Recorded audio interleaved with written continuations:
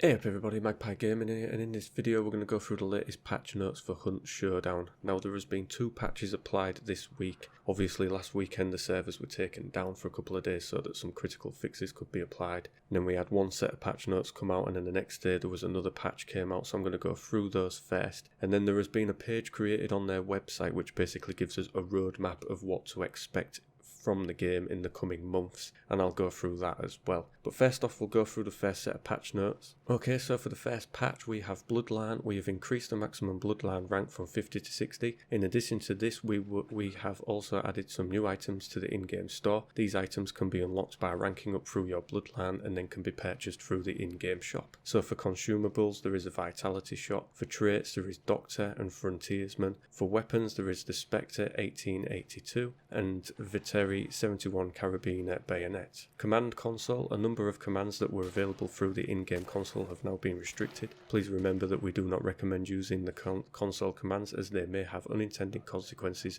relating to your playing experience. For matchmaking, this patch has also introduced a number of matchmaking fixes that have been encountered. We've implemented fixes to resolve some of the more commonly encountered issues, as well as fixes for the 0x100A and 0x200B errors. And for general updates, we've got bug fixes. The Your Team banner will no longer appear on screen when a dead teammate disconnects from the server game. Implemented a fix to resolve an issue that would result in no missions being available on the mission select screen. Fixed an issue that would cause the client to crash when sending a message that contains special characters, and they've fixed an issue where alt-tabbing to another window while starting the application would show stretched window despite having window focus disallowed in Windows. And for known issues, we are currently aware of an issue that may cause the in-game voice over IP system not to function correctly. This is under investigation and we hope to have this resolved as soon as possible. People can still receive an error if they try to invite a friend on a different server, so from EU to US. Make sure you're both on the same server, right click the game in your Steam library to select the server you want to be on. And then for the second patch, this was a lot smaller. Obviously this came out just a day after the first patch, so there wasn't a great deal to fix, but it was just a few little ones that they wanted to fix. So we have performance. With this patch we have made some minor tweaks to the management of decals when they are being processed and rendered. Blood splatter on the ground, residue left over from an explosion, etc. These tweaks should result in fewer frame drops when these decals are being rendered simultaneously. This is just one step we are taking to improve the overall performance, but please be aware that this step will not result in a significant increase. We will be continuing to make improvements and changes like this as we go forward. And for bug fixes, they've implemented a fix to resolve some instances where in-game voice chat would not function correctly. So they're obviously working towards optimization of the game, but it is going to take some time. It's only been in closed alpha for a week now, so it's baby steps at the moment, but they're obviously working on it quite hard. Now, as I say, on their website they've created a page that gives you a roadmap,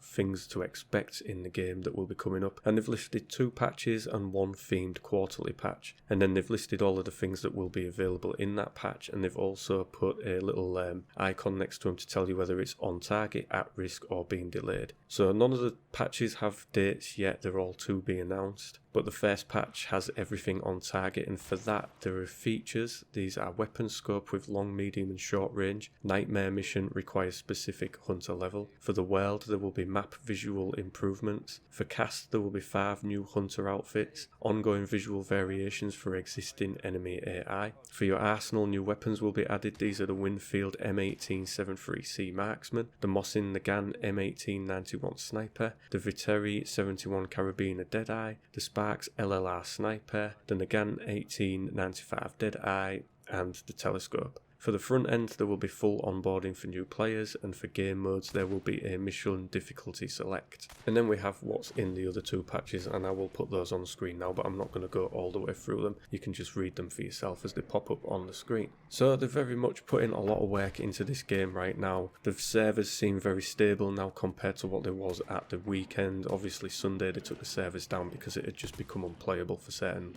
amounts of people, but now it seems to be quite stable. There are some matchmaking issues issues I think here and there, but on the whole it's working quite well, and I'm enjoying it quite a lot at the moment and getting into it. I haven't played with anybody else, I haven't done a duo yet, but I'm hoping to do that over the weekend because I've got a few friends that all have keys now, so hoping to give it a go and get some footage of that. Obviously on my own it's a little bit hard to tackle some of these big beasts because I'm not ranked up high enough, so I'm sticking to skating around the map, taking out some of the grunts and that, and just earning XP that way and slowly leveling up my character. Although my character that I had to about level 5 died earlier, so I wasn't too happy about that, but that's how this game works. You do lose your character if you die, but you don't lose your overall rank, your bloodline rank, that stays where it was. But obviously you then have to rank up a new character, so you've got to be very careful with what you do in this game. As they say, reckless players are dead players. So yeah, very much enjoying this one. I've got a first impressions video coming out. That's either live now or it will be live very soon. If it is on, I will put a link on the screen to it right now. And yeah, check that out, see what you think. You'll see a bit more gameplay in that one. So yeah, as always, ladies and gentlemen, thank you very much for watching and listening. Don't forget to like, share and subscribe, and I will catch you in the next one. Take care.